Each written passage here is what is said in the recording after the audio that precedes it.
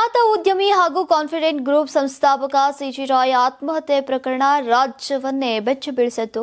ಪ್ರಕರಣದ ತನಿಖೆ ನಡೆಸ್ತಾ ಇರುವಂತಹ ವಿಶೇಷ ತನಿಖಾ ತಂಡಕ್ಕೆ ರಾಯ್ ಸಾವಿನ ಕಾರಣವನ್ನ ಭೇದಿಸುವುದು ದೊಡ್ಡ ಸವಾಲಾಗಿ ಪರಿಣಮಿಸಿದೆ.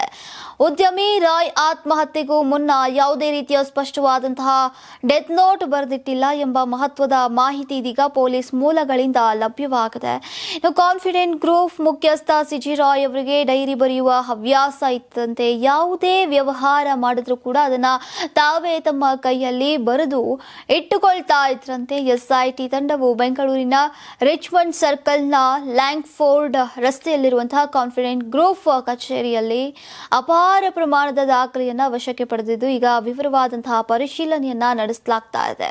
ಇನ್ನು ಸಿಜಿ ರಾಯ್ ಶಿಸ್ತಿನ ಜೀವನವನ್ನ ನಡೆಸ್ತಾ ಇದ್ರು. ಪ್ರತಿದಿನದ ವ್ಯವಹಾರ, ಭೇಟಿಗಳು, ನಿರ್ಧಾರಗಳು ಮತ್ತು ಪ್ರಯಾಣಗಳ ಎಲ್ಲಾ ವಿವರಗಳನ್ನ ತಮ್ಮ ಡೈರಿಯಲ್ಲಿ ದಾಖಲಿಸ್ತಾ ಇದ್ರು. ಈ ದಾಖಲೆಗಳು ಈಗ ಎಸ್ಐಟಿ ಅಧಿಕಾರಿಗಳಿಗೆ ಮುಖ್ಯ ಸಾಕ್ಷಿಯಾಗಿವೆ. ಇನ್ನು ಪ್ರಾಥಮಿಕ ತನಿಖೆಯಲ್ಲಿ ತಿಳಿದು ಬಂದಂತೆ ಸಿಜೆ ರಾಯ್ ಆತ್ಮಹತ್ಯೆಗೆ ಸಂಬಂಧಿತ ಯಾವುದೇ ನೋಟ್ ಡೈರಿಯಲ್ಲಿ ಬರೆಯಲಾಗಿಲ್ಲ. ಇನ್ನು ಆತ್ಮಹತ್ಯೆ ಮಾಡಿಕೊಳ್ಳುವ ಮುನ್ನ ಅವರು ಡೈರಿಯಲ್ಲಿ ಯಾವುದೇ ಅಂತಿಮ ಸಂದೇಶವನ್ನ ಕೂಡ ನಮೂದಿಸಿಲ್ಲ. ಹೀಗಾಗಿ ಅವರು ಬರೀತಾ ಇದ್ದಂತಹ ಸಾಮಾನ್ಯ ದಿನಚರಿಯನ್ನೇ ಡೆತ್ ನೋಟ್ ಅಂತ ಪರಿಗಣಿಸೋಕೆ ಸಾಧ್ಯವಿಲ್ಲ ಅಂತ ಅಧಿಕಾರಿಗಳು ಹೇಳಿದ್ದಾರೆ.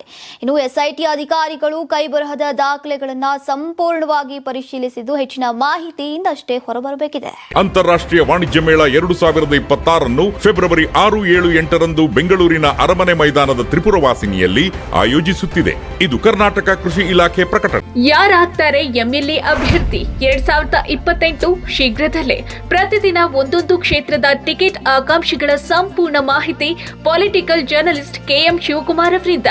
ಕರ್ನಾಟಕದ ನಂಬರ್ 1 ಡಿಜಿಟಲ್ ಮೀಡಿಯಾ ನಿಮ್ಮ ನೆಚ್ಚಿನ ಕರ್ನಾಟಕ ಟಿವಿಯಲ್ಲಿ ಮಾತ್ರ.